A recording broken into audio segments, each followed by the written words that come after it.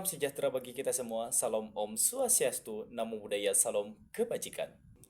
Pertama-tama, marilah kita panjatkan puja dan puji syukur kehadirat Allah Subhanahu wa taala yang telah memberikan kesehatan serta keberkahan pada hidup kita, dan atas rahmatnya kita bisa berkumpul pada kesempatan hari ini pada keadaan sehat walafiat. Kita akan mendengarkan pemaparan materi oleh kelompok 1, yaitu tentang literasi berperan penting dalam meningkatkan pemahaman konsep pendidikan pada olahraga. Sebelum masuk kepada pemaparan materi, alangkah baiknya saya memperkenalkan anggota saya terlebih dahulu. Yang pertama ada saya, perkenalkan nama saya Sarnan. Yang kedua ada Hafifah Taruna Fatna. Yang ketiga ada Irsad Abidin. Yang keempat ada Yogi. Yang kelima ada Fira Anggraini. Yang keenam ada Gani Rizky Nasrullah. Harapan saya, semoga presentasi ini berjalan dengan lancar, serta memberikan pemahaman yang meluas bagi kita. Langsung saja kepada pemateri, saya persilakan. Latar belakang pada judul artikel saya, yaitu literasi menjadikan landasan penting dalam pembelajaran olahraga. Karena pembelajaran olahraga bukan hanya praktik gerak, tetapi juga proses memahami konsep kesehatan, kebugaran, dan olahraga. Tanpa literasi, pemahaman konsep menjadi dangkal. Oleh karena itu, penguatan literasi di pendidikan olahraga menjadi keharusan mendalam. Selanjutnya, ada rumusan masalah.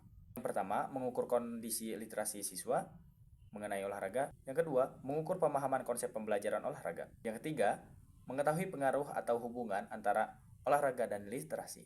Tujuan penelitian dari kelompok kami, yang pertama untuk mengetahui tingkat literasi siswa dalam pembelajaran olahraga.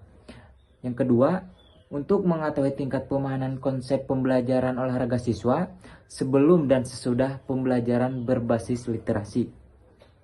Yang ketiga, untuk menganalisis pengaruh literasi terhadap peningkatan, pemahaman, konsep pembelajaran, dan olahraga siswa. Yang keempat, untuk mendeskripsikan proses penerapan literasi dan pembelajaran olahraga. Dan yang terakhir, mengetahui pemahaman konsep pembelajaran olahraga siswa sebelum dan sesudah pemberian pembelajaran berbasis literasi. Halo semuanya, tadi kalian sudah mendengarkan penjelasan dari teman-teman saya. Oke, sekarang saya akan menjelaskan tentang peran literasi sebagai pembelajaran olahraga. Yang pertama, ada literasi membantu memahami instruksi, aturan permainan, dan juga konsep kebugaran. Contohnya seperti seorang siswa membaca aturan pembelajaran bola voli sehingga tahu kapan sebuah bola dianggap out dan bagaimana rotasi permainan yang dilakukan dan lain sebagainya. Dan yang kedua, ada juga memproses informasi visual, lisan, dan digital dalam pembelajaran. Contohnya, saat guru menampilkan video teknik dasar renang, siswa mampu memahami gerakan tangan dan kaki lalu mempraktikkannya di dalam kolam dan lain juga. Yang banyak bisa dijelaskan, mungkin saya akan menjelaskan segitu untuk contohnya. Dan yang ketiga, ada literasi kesehatan meningkatkan kesadaran pola hidup sehat. Contohnya seperti siswa nih membaca artikel tentang pentingnya tidur 8 jam untuk pemulihan tubuh sehingga ia mulai mengurangi namanya itu bergadang. Yang keempat, ada pemahaman tentang pemanfaatan aktivitas fisik, nutrisi, pencegahan cedera, dan juga pemulihan. Contohnya seperti seorang siswa mengetahui bahwa pemanasan dapat mencegah cedera. Cedera tuh banyak seperti cedera otot, yang saya tahu seperti cedera otot, cedera ankle, dan lain sebagainya. Sehingga ia selalu melakukan stretching sebelum olahraga atau yang biasa kita sebut pemanasan. Dan yang terakhir, ada membaca data, detek jantung jarak waktu, menghitung intensitas latihan, membantu pengembangan. Contohnya seperti menggunakan aplikasi lari yang menunjukkan jarak 3 km dan detak jantung 150 BPM. Lalu ia mengevaluasi apakah intensitas latihannya sudah sesuai target. Seperti itu ya teman-teman. Di sini saya akan melanjutkan presentasi yang telah teman saya paparkan. Di sini ada dampak integrasi literasi terhadap kualitas pembelajaran olahraga. Nah, ini tuh dibagi menjadi 5 poin, teman-teman. Yang pertama, memberikan dampak yang signifikan dalam meningkatkan kualitas atau proses pembelajaran serta memperkuat pemahaman siswa terhadap konsep yang dipelajari. Yang contohnya, saat guru mengajarkan materi tentang kebugaran jasmani, siswa tidak hanya melakukan latihan fisik, tetapi juga membaca buku. Lalu tentang manfaat latihan kardio. Dan hasilnya siswa lebih paham kenapa latihan itu dilakukan, bukan hanya melakukan saja. Lalu ada yang kedua, meningkatkan motivasi belajar siswa melalui penggunaan media literasi seperti video, infografis, dan teks visual yang membantu pembelajaran lebih menarik dan tidak monoton. Contohnya, sebelum melakukan senam lantai, siswa ditunjukkan video tutorial gerak guling, depan, dan poster langkah-langkah gerakan. Dengan visualisasi tersebut, siswa menjadi lebih tertarik dan bersemangat.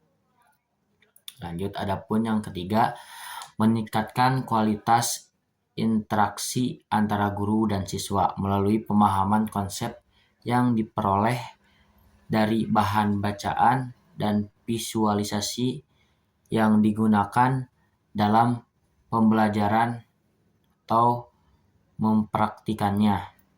Contohnya, saat pembelajaran atletik atau lari, siswa membaca modul singkat tentang teknik start jongkok.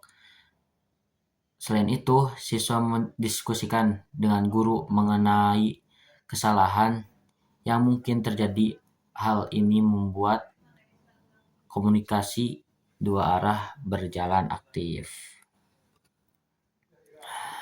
Adapun yang keempat, mendorong inovasi pembelajaran dengan mengembangkan kesadaran siswa terhadap keberlanjutan lingkungan, pola hidup sehat, dan berkonsumsi yang lebih bijak. Dan contohnya itu seperti setelah membaca buku tentang dampak botol plastik pada lingkungan sekitar. Nah, siswa diminta membawa botol minum reusable ke sekolah ini, membentuk perilaku sehat dan peduli lingkungan. Adapun yang kelima, menjadikan pembelajaran olahraga lebih bermakna, terarah, dan efektif.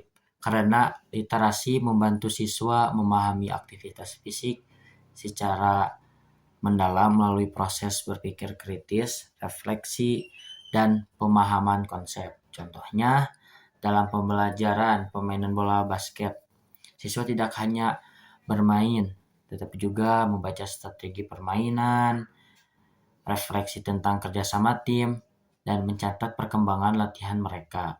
Dengan begitu, pembelajaran mencakup fisik, pemahaman kognitif, dan sikap pun menjadi baik. Tantangan dan peluang penguatan literasi dalam pembelajaran olahraga. Yang pertama, ada tantangan.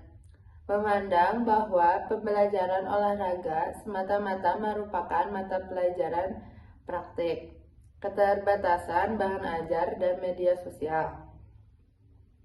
Dari sisi kompetensi guru, beberapa pendidik masih menghadapi tantangan terkait penguasaan teknologi dan literasi digital. Contohnya, guru PJOK masih kurang menguasai teknologi untuk membuat media literasi digital. Yang selanjutnya ada peluang. dukungan kebijakan kurikulum yang menekankan penguatan literasi siswa. Kurikulum Merdeka misalnya memberi kebebasan bagi guru untuk merancang pembelajaran yang lebih kreatif dan kontekstual.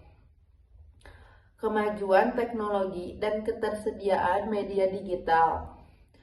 Contoh dari peluang, guru PJOK dapat bekerja sama dengan guru bahasa Indonesia atau guru seni untuk membuat modul atau infografis yang menarik. Jadi kesimpulan penelitian ini secara keseluruhan, tantangan yang dihadapi dapat diatasi dengan strategi yang tepat, dukungan kebijakan, serta peningkatan kompetensi guru. Sementara itu, peluang pengembangan literasi dalam pembelajaran PJOK semakin terbuka lebar seiring perkembangan teknologi dan tuntunan pendidikan abad 21.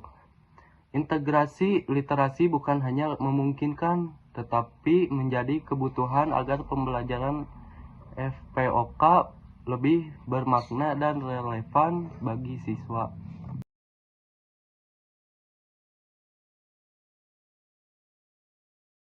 Thanks for watching. Please subscribe.